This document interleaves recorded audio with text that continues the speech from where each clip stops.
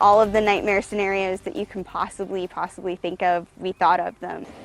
A woman is trapped in her car for 17 hours after losing control of the vehicle. We spoke with her daughter about this dangerous situation.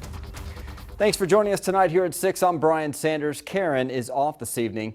Tonight, a woman is recovering after she lost control of her car and crashed down an embankment. You can barely see the roof of her car here. She was stuck in the car for hours on end without any help. 2 Works For You reporter Giselle Puente talked with the woman about the terrifying experience. She's live in Osage County with an update on her condition. Giselle?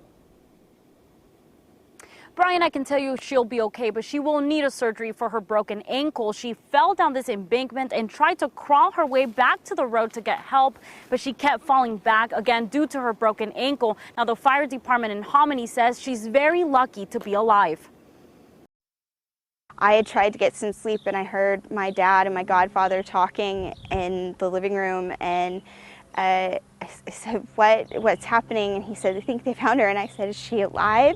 Melissa Craven said she was scared to hear the answer. Her father reported her mother, Linda Craven's, missing since yesterday afternoon. But around 5 o'clock this morning, 2 oil field workers found her mother down this embankment 24 miles from her home. I saw my mom's face in that truck, and it was the best moment of my life. Craven said her mother went out for a drive on the scenic road by herself.